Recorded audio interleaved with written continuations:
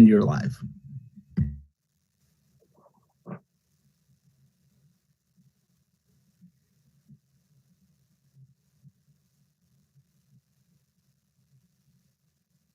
So we're ready to start now.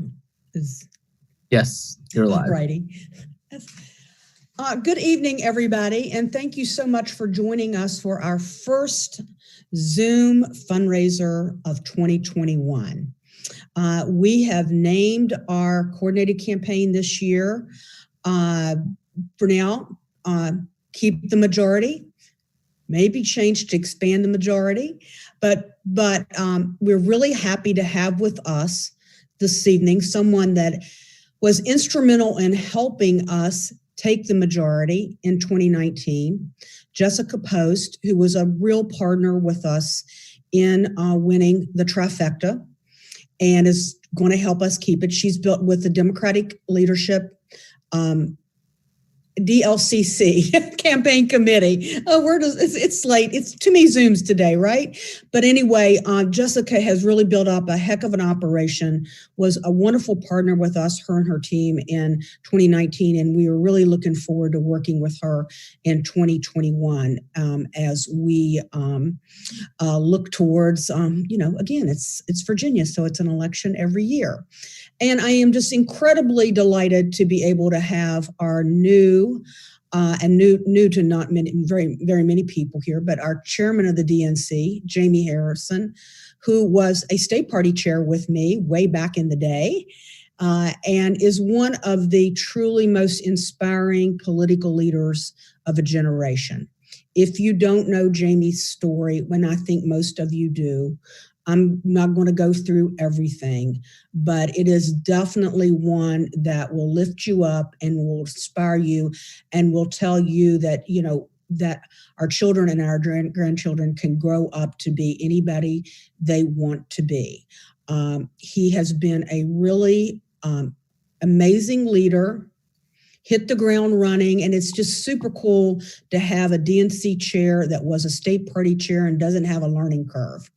So we're just so thankful that you took time out this evening to tell us about what your plans are for moving forward with the DNC. And so with that, we'll just get right to it. And I think everybody knows is on the call to text Carrie in the document if you have a question. I understand we have a few questions already, but I'm going to start out and ask one myself. I'm going to use chair's prerogative and ask one myself. So I'm going to ask one to each of you. First, I want to ask Jamie, what is the thing you are looking forward to the most as the new chair of the DNC? The thing that I'm looking forward to the most as the chair of the DNC, I think, is making our own history in 2022. Folks say that, the history books tell us that the party that controls the House of Representatives, the White House, loses seats in the midterm elections. But we learned in 2020 that we can make our own history, because the history was that, incumbent presidents don't lose re-election. Well, for the first time in 30 years, an incumbent president lost. The history told us that in Georgia, Democrats don't win, one. Two, Democrats definitely don't win runoff elections, two.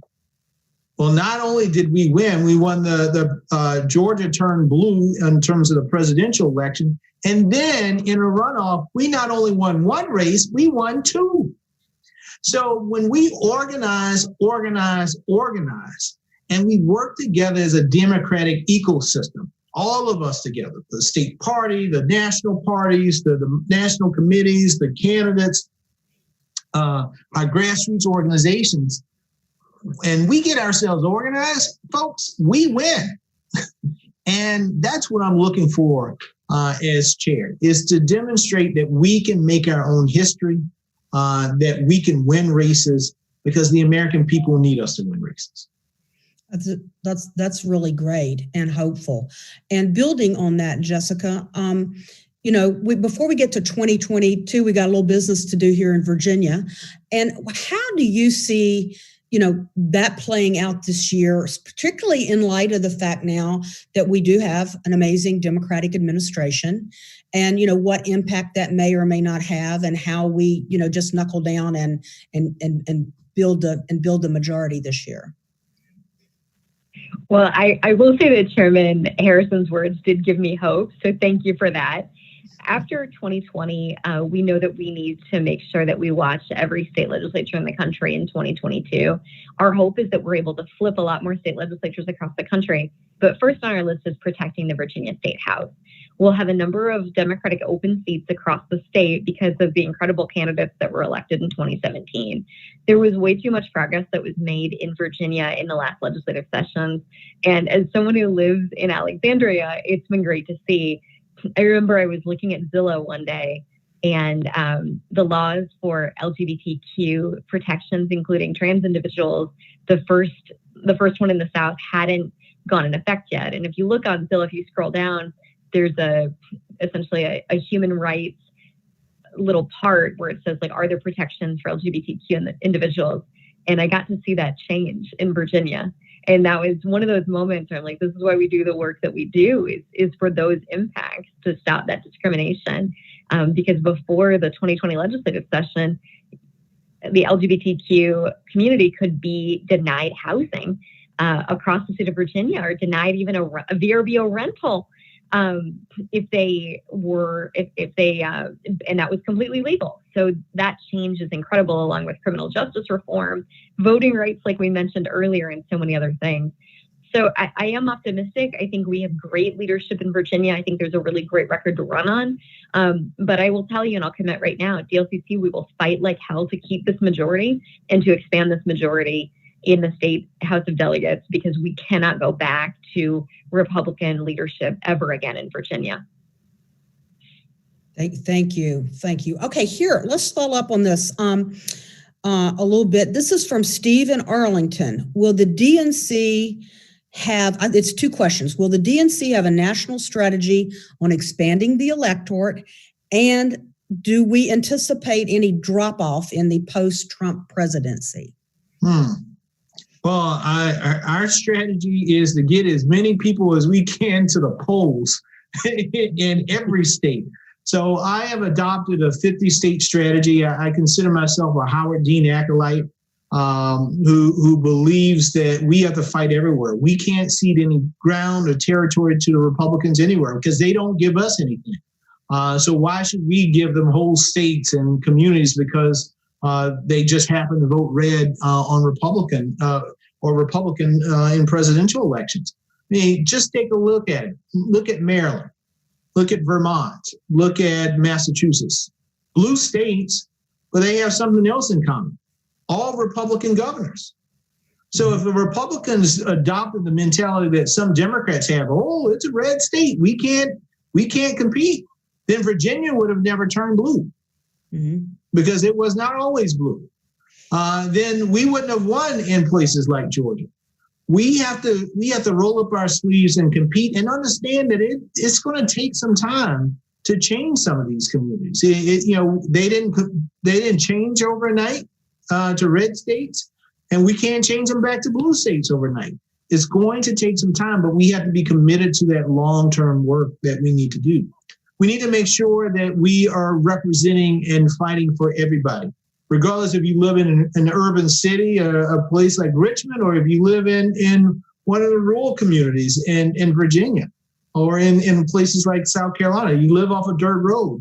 Everybody needs to feel as though this party sees them, hears them, values them, and is going to fight for them in terms of the things that help them on an individual basis, help their families, help their communities live the American dream. And so that's what the DNC is going to be investing in. We're going to be investing in our state parties in order to do that. We are going to try to build the capacity to help candidates as they run for office, and we're going to do it all over the country. Jamie, I'm going to just say, too, that as I mentioned earlier to you, we had an ASDC retreat, and Maureen Gard, Maureen is our executive director of the Association of State Democratic Chairs, stopped everybody for a minute and read the Bloomberg article about where you said you were going to implement the Howard Dean 50-state strategy, and it was met with great, as you can imagine, cheers all around. Jessica, I know you might have something to add on this last question. Yeah, I mean, absolutely. I think it's so important, and we have a great opportunity here in Virginia to make sure that there are candidates recruited all across the state. We have an opportunity this cycle also to pilot messages that'll be used all across the country in the 2022 elections to really preview things. This is the first test for President Biden and for Vice President Harris electorally, and of course under Chairman Harrison. So we have a lot to do moving forward. But I agree that we have to compete everywhere. We have to recruit great candidates. And we'd love to participate in this too, because we do, at the DLCC, we have state legislators in more than 200 seats that Donald Trump won. And in many cases that Donald Trump won again. So we have a great opportunity to build on those learnings about how those folks got elected and to make sure that we're competing in all of these places. One of the things we like to say we do at the DLCC is make sure that there are candidates to hold up the Democratic brand and to say, like, this is why I'm a Democrat, because I believe in these core values. And I think that's a way that we can attract people back to our party. Well, following up on that, this is a question from Patsy in Fluvanna. Patsy and I grew up in the same neck of the woods in Western Virginia, so we're all about the rural Democrats and what the program is. Of course, when we grew up, there were a lot of rural Democrats, but she wants to know, how do we build the Democratic bench when many, particularly our rural local offices, run as independents and would lose if they identified as a Democrat? And this is a real problem for us in Virginia, because in the urban areas, a lot of folks don't understand why they run as independents. You know, that they want them to run as a party label, but they would lose in some of these rural areas if they, ran on the ballot as a Democrat. Well, I do think part of this is what we talked about a little bit earlier about the need to rebuild the brand of the Democratic Party. I obviously don't want any candidate in rural America that's providing key services to lose, but I do think that it's important to lead with your values and to say, look, I'm running for office because I want my kids to be able to stay here and get jobs. I want to make sure that the schools were as good as when I was a kid. And I know when I was working in rural Missouri and lived in rural Missouri, schools kept merging, and the lifestyle that people grew up in, where they could stay in these communities, just kept changing. And so I think the more that we can talk about and lead with the folks' economic story, talk about if there's mental health challenges in the community. I know that is how we've won in a lot of rural races. So we've won a lot of special elections in rural races by talking about really local and specific issues. And I think we have a test in Virginia. In the 2020 election, we continue to tell our candidates, run on local issues, like run hard on local issues. But COVID, some of the national messaging framework being advanced was too tough for our candidates to overcome. So here in Virginia this year, we have an opportunity to say, can we run again on traffic like Delegate Rome famously ran on? Can we run again on Medicaid expansion? Can we run again on economic development? And I do think that we have a chance in Virginia to pilot out some of those messages. So maybe that's the way, is to just give it a try and to really communicate the core values of the community. At DLCC, we say, like, we're not going to tell you what to say, like knock on voters' doors, listen to your neighbors. I'm not going to sit at my office in Washington, D.C. and prescribe a national message strategy for the 7,000 plus state legislative races. And I think that's something that Chairman Harrison and I are really aligned on. Yeah, I can't say it any better than what Jessica just said. I mean, it's important that you be hyper local. Focus on the issues that people in your communities are struggling with and are dealing with, so that they know that you see it, you hear it, that you're not just caught up in the the glamour and glitz of going to Richmond or going to Washington, D.C., but you're really focused on them. I mean, that's what we all want. We want somebody who's going to value us and pay us attention. I mean, that's what we want in a representative. And so, and then all of the other stuff that happens particularly on the national level, you just got to be you, and you got to focus on your folks. And I think that's the most important thing I would suggest to candidates in those communities. Great. So this is from, all right, I've got two questions here. Nick in Henrico, and this I'll address to Jamie. What Senate seats are you looking to target in 2022? And then from Maria in Richmond, Jessica, this is for you. Once we keep the majority in Virginia, what state legislatures can we flip in 2022? Whichever one of you wants to go first. Well, for me, it's like all of them. Yeah, folks, for me, a 50-state strategy is a 50-state strategy. So I hope we have Senate for every Republican that is running for the U.S. Senate. And there's now an open seat in Alabama. Let's find a Democrat to run. We know that there's some seats that will be easier than others. That some will be much more targeted than others, and I understand that. We're not naive enough to not think that there's some hills and then there's some mountains in terms of climbing. But this is the one certainty that we do know. If you don't run, you can't win. That is the certainty. If there's no Democrat on the ballot next to the Republican, then a Democrat won't win that seat. You never know what might come up in a race. And so our goal is to help our state parties with as much capacity as possible to compete. I mean, there's some great opportunities out there of states that would be considered swing states. North Carolina, Pennsylvania, Ohio, you have Senate seats. In Wisconsin, there's a Senate seat. I would love to see somebody run against Marco Rubio down in Florida. And so there's some real opportunities there on the board. But it's my hope that, there is not one Senate one Republican that runs for the U.S. Senate that doesn't have a Democrat opposing them in 2022. And, before Jessica, you add in, I just want to say again, Jamie, thank you for running last time. I mean, South Carolina's a tough state, but you held Lindsey Graham accountable. And a lot of people got to see a different side of Lindsey Graham from that race than they normally saw. And it exposed a lot about him. And and I'm sure it helped build up your party in the end in South Carolina. I mean, Susan, we ended up, so before I ran, the most a Democrat had ever gotten in South Carolina was 860-something thousand votes. And that was Barack Obama in 2008. That's the most votes that any Democrat had. Donald Trump beat Hillary Clinton in 2016. He had 1.15 million votes.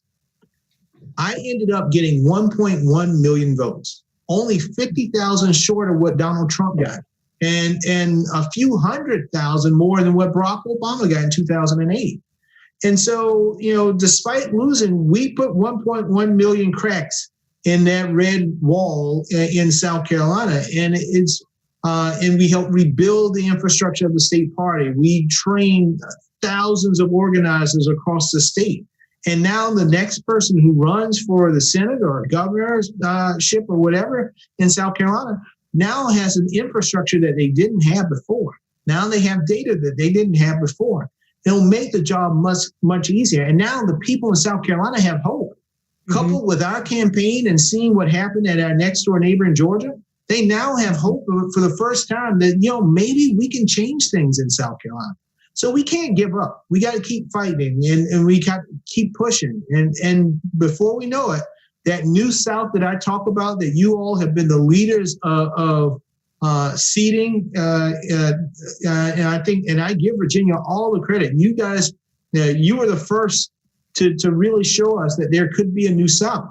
And now North Carolina and Georgia are trying to follow suit, and others will do the same. And so we just got to keep pushing for it. Yeah, we need some company. So it's great to have company coming.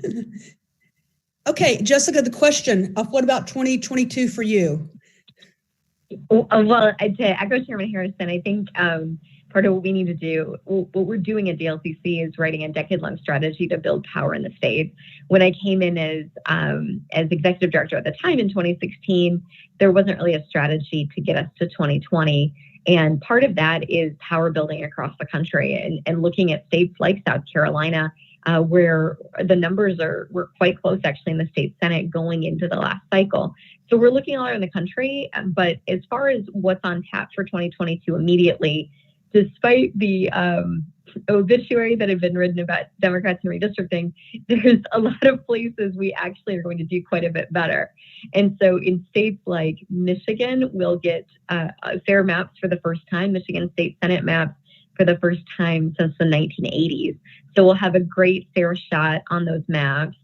We win statewide in Michigan if you add up all the votes the state legislator gets, or if you add up the statewide popular vote, we win statewide constantly in Michigan. Somehow we can't win the legislature. It's because of gerrymandering. So in both the Michigan House and the Michigan Senate, we'll have a shot for the first time in a long time, a truly fair shot. Pennsylvania, the Democratic governor will be able to veto Republican-drawn maps, and we should get improved state legislative maps there. And also in other states like Wisconsin, where the map is really terrible, we'll be able to get improved maps out of this process. We'll look at Arizona again, which we came very close in. We're only one seat down in the Minnesota State Senate. Republicans still control the Minnesota State Senate. So that's an essential thing that we'll go in and work on. And then there are states that are longer term builds, states like Florida. We're really interested in the long term in Georgia. And then, of course, we'll look at protecting states like Maine, the Colorado State Senate. And we want to go into New Hampshire and flip those chambers back. Well, we netted both chambers in Virginia in 2019, and we wouldn't give that away for anything. We lost both of the chambers in New Hampshire. So we kind of traded chamber numbers, and we need those chambers back in New Hampshire, especially with Maggie Hassan coming up. I mean, this is a woman who won by 1,000 votes, and with the Republicans trying to raise student voting, there go those 1,000 votes. So I think that's so important moving into 2022. That's the top of our list, and I think we'll be releasing more of a list as the year goes on. Thank you so much. I know Chair Harrison, and maybe Jessica does too, has a 7 o'clock, another 7 o'clock Zoom event. So we are unfortunately going to have to wrap this up. It's been just very helpful and informative. And I will just, would you all like to say any last comments or message or words of wisdom? Well, I just say thank you, Chairman. I would just say thank you for your partnership, Chairwoman, and to all of the Virginia Democrats and to all of the folks on this call. We could not have flipped the Virginia State Legislature without your efforts. It truly was a team effort. So we need you back in again to do everything we can to protect that majority and hopefully expand it. But we've made so much progress in Virginia, and so many states look to Virginia as a model, both in the diversity of the legislature that was elected in 2017 and 2019 and in campaign tactics. So we have a great opportunity to build on that going into 2021.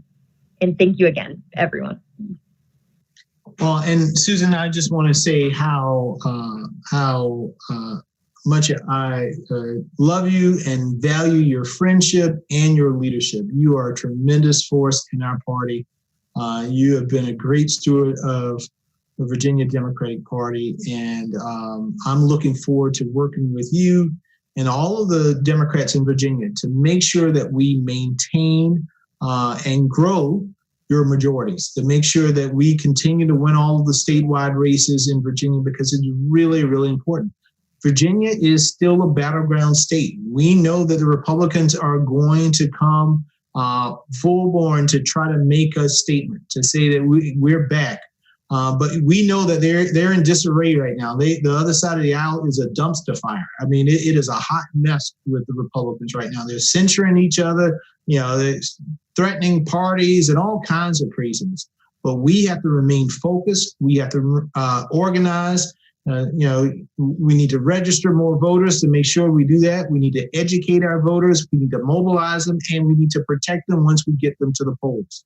And I am committed, and I'm going to commit the DNC to work with the Virginia Democratic Party to make sure that we continue the efforts that started a long time ago to keep this a blue state, but we know that it's a battleground state. So thank you guys for your friendship and your support, and I'm looking forward to working with you this year to maintain and build on those majorities. Well, I will just say thank you so much, both of you, for those kind words. I appreciate so much your all's friendship, your partnership. I have a great team. The staff of the Democratic Party of Virginia is, I'll say, best in the nation, outside of maybe South Carolina, right? But all these folks on this call have helped us get where we are, and we definitely know that the Republicans, as big as mess as they are hungry for a win, and that this will be a barometer this year for what happens next year and next year after. And so we want to